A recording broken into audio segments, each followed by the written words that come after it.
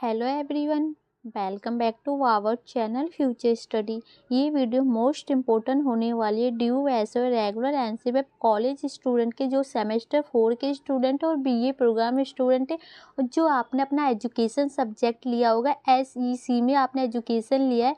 इसके important question with answer आपको इस वीडियो में बताने जा रहे हैं।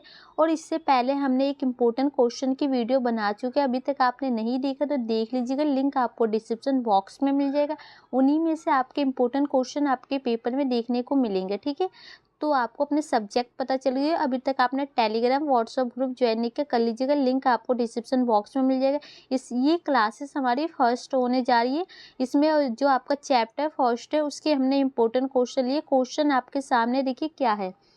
सीखना या अधिगम का अर्थ और परिभाषा स्पष्ट कीजिए तथा अधिगम की अवधारणा का वर्णन कीजिए। तो इसमें आपको समझना है कि देखिए, कहीं भी आपके पेपर में सीखना लिख के आए या अधिगम लिख के आए, दोनों का मतलब एक ही होता है। ठीक है, तो ये कंफ्यूज नहीं होना है कि हमने ये चीज़ नहीं पढ़ी। ठीक है, और इसकी अर्थ परिभाषा और इसकी जो अवधारणा है ना, उसके बारे में आपको बताएंगे। इस क्वेश्चन का आंसर आपको इस वीडियो में कंप्लीट मिलने वाला है और 90% जो चांस होते हैं यही सब क्वेश्चन आते हैं, वही हम आपको यहाँ पर बताते हैं।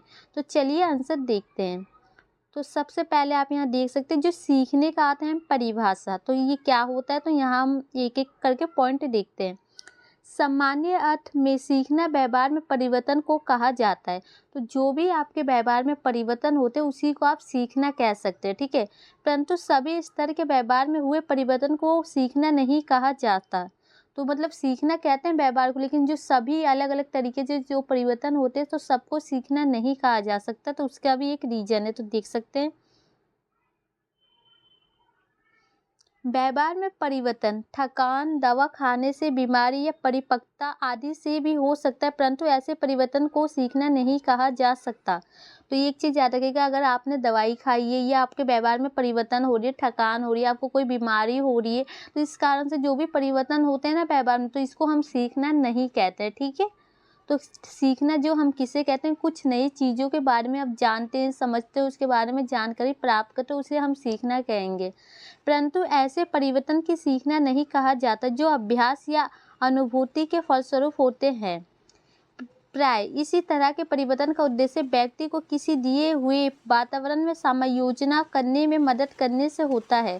तो ये जो आपका सीखना होता है कि जैसे कि आप वातावरण में रह के किसी भी चीज़ के बारे में जानकारी प्राप्त करें, किसी की मदद करें, कोई उद्देश्य के लिए प्राप्ति करें, तो वो सब जो परिवर्तन होते हैं उसको आप सीखना कह सकते हैं। ठीक है, तो यहाँ देखिए, अतः यह कहा जाता है कि सीखना व्यवहार में ऐसे परिवर्तन को कहा जाता है जो अभ्यास या अनुभूति के फलस्वरूप होता है। तो मतलब जो भी आपके पास ज्ञान प्राप्त होता है, अभ्यास करते हैं, उसके जरिए जो भी कुछ सीखते हैं उसको सीखना कहते हैं। जैसे कि आप स्टडी कर रहे हैं, इसके द्वारा आप सीख रहे हैं कि स्टडी में मतलब क्या क्या चीज़ें आपको पढ़ने होते हैं, कैसे समाज में रहना होता है, तो ये सब आपका सीखने के अंदर आता है। ठीक है, तथा जिसका उद्देश्य व्यक्ति को समायोजना करने में मदद से होता है। मतलब कि जो आपका समायोजना करना या दूसरों की मदद करने से होता है, उसके अकॉर्डिंग कुछ सीखते हैं, तो उसी को सीखना कहते हैं। ठीक है, सीखना या अधिगम ऐसे तो सामान्य रूप से बोलचाल की भाषा में प्रयोग किए जाने वाला शब्द है। प्रत्येक व्यक्ति नित्य प्रतिदिन अपने जीवन में अनुभवों को इकट्ठा करता रहता है। ये नवीन अनुभव मानव के व्यवहार में वृद्धि तथा संशोधन करते हैं। इन अनुभवों का नवीन परिस्थितियों में उपयोग करना ही सीखना है। तो जो भी सब आप अपने अनुभव इकट्ठा करते हैं, कुछ सीखते, नई नई चीज़ें जानते, उसके बारे में सोचते, विचार करते, प्रतिदिन अलग अलग व्यक्तियों से मिलते, जो भी कुछ सीखते उसी को सीखना कहा जाता है। ठीक है, निस्संदेह अधिगम से तात्पर्य अनुभव द्वारा व्यवहार में परिवर्तन लाने की प्रक्रिया से है। तो जो ये आपका इसका अर्थ निकाल सकते हैं आपकी, जो भी आपके व्यवहार में परिवर्तन आते हैं, उनके अनुभवों के द्वारा व्यवहार में परिवर्तन होते, उसी की जो प्रक्रिया उसी को हम सीखना या अधिगम कहा जा सकता है। तो ये तो था इसका अर्थ कि आप इससे समझते क्या, ये भी पेपर में आएगा तो आप ये लिख सकते हैं। अब देखिए जो इसकी परिभाषा है, अलग अलग राइटर के अकॉर्डिंग क्या बताया जा रहा है, तो यहाँ देख सकते हैं।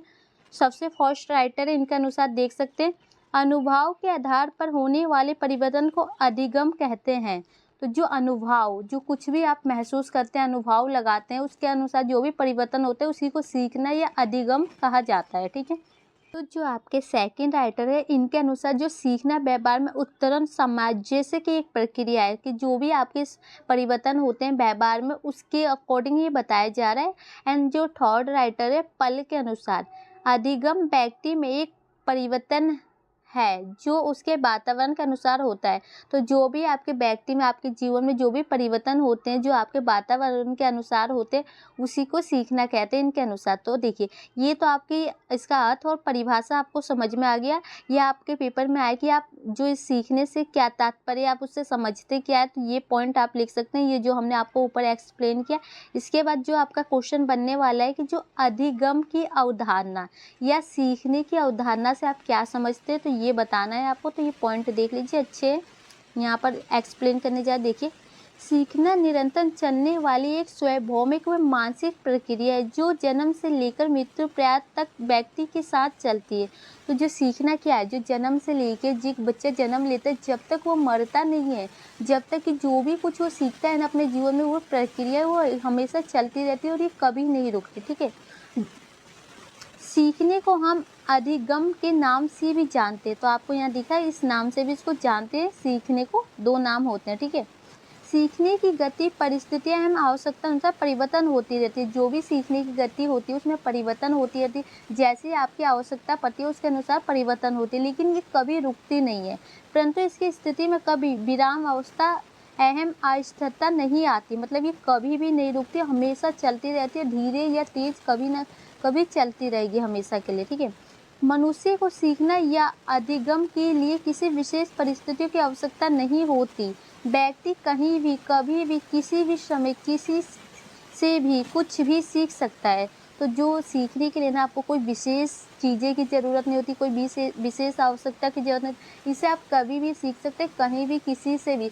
आप एक छोटे बच्चे से भी सीख सकते हैं, एक टीचर से सीख सकते हैं, एक अंकल आंटी, किसी से भी कुछ भी चीज़ें आप अपने अंदर सीख सकते हैं। ठीक है, वही न केवल शिक्षा संस्था में बल्कि परिवार, संस्कृति, मित्र मंडली, पड़ोसियों, राह चलते, सिनेमा, औपचारिक व्यक्ति, वस्तु, स्थान इत्यादि सभी के प्रत्येक अप्रत्यक्ष रूप से कुछ ना कुछ आवश्यक सीखते हैं। तो देखो, जो सीखना क्या होता है, आप किसी से भी सीख सकते हैं, अपने परिवार से सीख सकते हैं, सिनेमा देख के, संस्कृति, जो अपने फ्रेंड, पड़ोसी, आसपास के जो चलने वाले लोग हैं, किसी न किसी से कुछ ना कुछ अच्छी बातें भी सीखते हैं, कुछ बुरी बातें भी सीखते हैं, आप सीखते रहते हैं। ठीक है, हमेशा के लिए। अधिगम का मानव जीवन में महत्वपूर्ण स्थान है, और ये मानव जीवन के लिए महत्वपूर्ण स्थान है जो सीखना, क्योंकि व्यक्ति का आवश्यकता व्यवहार सीखने से अथवा सीखने की प्रक्रिया से प्रभावित रहता है। सीखना जीवन की सफलता का आधार है। तो जो आपको पता चला, बिना सीखे किसी की भी जो जीवन की सफलता नहीं हो सकती। तो जो सफलता के आधार में हम सीखने को लेते हैं कि आप व्यक्ति अपने जीवन में कुछ ना कुछ सीखता रहता है, जब से जन्म लेता है जब तक मरता नहीं है, कुछ ना कुछ उसे सीखने को मिलता है। उदाहरण के तौर पर यहाँ एक चीज देख लीजिए, एक बच्चे का एग्जाम्पल दिया गया है। छोटे बालक के सामने जलता दीपक ले जने पड़े, वह दीपक की लौ को पकड़ने का प्रयास करता है। इस प्रयास में उसका हाथ जलने लगता है, वह हाथ को पीछे खींच लेता है। देखो, एक छोटा बच्चा है, अगर वो दीपक के सामने जाता है, दिए जलते जा, वो अपना हाथ उसके ऊपर रखता है, उसे पकड़ने की कोशिश करता है, लेकिन जब उसका हाथ जलता है ना, तो अपने हाथ को पीछे खींच लेता है। और फिर उसके बाद वो क्या करता है, वो चीज़ सीख जाता है कि जो दीपक के सामने अपना हाथ नहीं ले जाना, नहीं तो मेरा हाथ जल जाएगा। और यहाँ एक देखिए, इसके बाद क्या बताया, पुनः जब कभी उसके सामने दीपक लाया जाता है तो वह अपने पूर्ण अनुभव के आधार पर लो पकड़ने के लिए हाथ नहीं बढ़ाता, वरना उससे दूर हो जाता है। तो देखो, अगर उसके सामने फिर दोबारा से कभी दीपक रखा जाएगा तो उसे पकड़ने के लिए वो अपना हाथ नहीं बढ़ाएगा, बल्कि उससे पीछे हो जाएगा, क्योंकि उसे जो अनुभव है उसने सीख लिया है कि इसके जरिए मैं जल सकता हूँ, मेरे हाथ जल सकते हैं।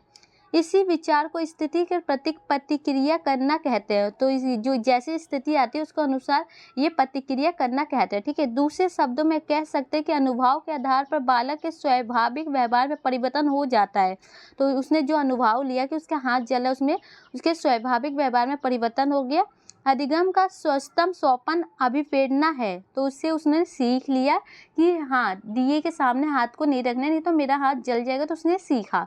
तो आपको ये समझ में आ गया। यहाँ पर फाइनली इस क्वेश्चन का आंसर खत्म हो चुका है। तो वीडियो अच्छी लगे तो लाइक से जरूर कीजिएगा। इसकी क्लास सेकंड चाहिए नेक्स्ट इंपॉर्टेंट क्वेश्चन की, तो कमेंट बॉक्स में मैसेज कीजिएगा, वीडियो को शेयर कीजिए। Thank you.